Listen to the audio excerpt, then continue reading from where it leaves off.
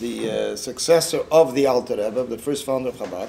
Memala became Beshel Bala Simcha Vagula. It mentions in his Sefer Shari Tshuva Sharat Tefillah Dikasher Avedi Mitzat B'chinas Yechida Hine Ozabdi B'Shalom.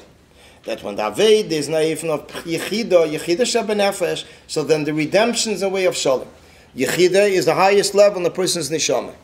Which when it comes from Yechida, which has a higher level in godliness, so then the B'diya is not that he's dealing with enemies, he's dealing with negative elements, but in a very simultaneous way, everything is accomplished in a peaceful way. Now the Rebbe is going to begin explaining what does it mean Yechida Shebenefesh. What does it mean Yechida Shebenefesh, and what impact does it have on a person, and how does it function? So the Rebbe continues, and the Rebbe introduces now the Maimer of the Alter Rebbe, which was later printed in that year, in the late 1970, Tavshin Lamed Aleph, and later today it is part of a sefer called Sefer HaMaimorim Tovkov Samaches, which is the Maimorim of the Alter Rebbe, Hasidic discourses from 5568. As an unusual move, this sefer was printed in Israel. Usually it's typeset here and then reprinted in Israel on different occasions. Here, this sefer was printed in Israel, upon the request of Chabad, so they printed this. Rebbe Mamish gave the manuscripts, copies of manuscripts, and they printed it there. There's a besonder Maimer Amuzga for that. But Akoponim, what I wanted to mention is that the Rebbe said about this Maimer, that this is a basic Maimer. You say this, the Maimer in Chassidus. The Alter Rebbe's Maimer. The Alter Rebbe's discourse, which we're going to be learning, the Rebbe says is a very, you say this, the Maimer, very basic Maimer in Chassidus. It's mamish a long Maimer. It's very clear. It's very unusual for the Alter Rebbe, even in later years. A long Maimer, the Alter Rebbe should be very specific with details, with examples. It's very interesting. So the Rebbe says, "V'yuven ze behegdem," to understand what does it mean that when the redemption comes from the level of Yechida, which is the highest level, the fifth level of a person's neshama, behegdem ha-Maimer shel-Bala Simcha V'Agula divrei Mascha lahav ninyan. The Maimer of the Alter Rebbe, the Hasidic discourse, Lahav Ninya, Mashekosev, Beitz Chayim, Bitchilosei, to understand what it says, Neitz Chayim, Dibchinas HaNekudim, Heimo Yud Eires, B'Yud Kelim. Ubchinas HaAkudim, Kol Eires, Akudim B'Keli Echad. That there's two worlds, one world is called Nekudim, one world is called Akudim. How did we get to Yechida? Before, no. Previous, no, from Pada V'Shalom Nashi. That part of Shalom Nab, that when is it that a person could redeem his neshama in peace, is when it comes from the level of Yechida, which is higher than all limitations. Well, is there an allusion in the pasuk to that? No, but Chassidus explains that this is al pi ruchnius, the level of Yechida shebeneshama. So now the Rebbe explains the difference between Nekudim and Akudim. In the chain of creation, there are two worlds named. One is Akudim, one is Nekudim. In the sequence, Akudim comes first and then comes Nekudim. Now a person will ask a question, where is it on the map? So the first thing is there's no map. Chain of creation, there's no map. The Rabbeim never wanted somebody should put together a map. It's not like Chassidus Chabad, they were never in favor of that. So therefore a person always has to find the place, what world, what level it's on, where does it come, what comes before, what comes after. So basically, as it's explained in Chassidus, there is the Tzimtzum Harishan, which is the first contraction, that removes the revelation, which is before the Tzimtzum. The Big Bang, no? The Big Bang, as the world calls it today, yeah. And then comes, after that comes the Rishimu, which is the remnants that's left from before the Tzimtzum. The infinite light, infinite revelation is a certain Tzimtzum.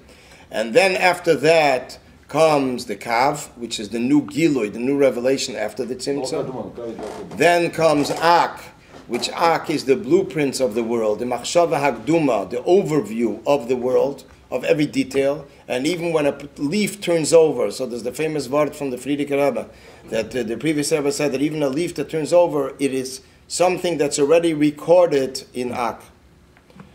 And Ak is Adam Kadmin. And then comes Akudim.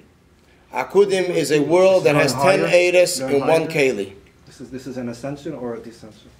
It's a descension. It's going down? Yeah. Akudim is called Akudim because it's 10 Eidos. Akudim, Okud, like Akeda, tied in one vessel.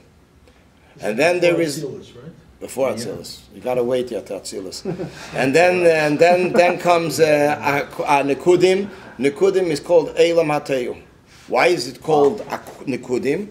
Eilam Hateu because every Sphira, every attribute is an existence for itself, an entity for itself, and does not allow another one to coexist with it.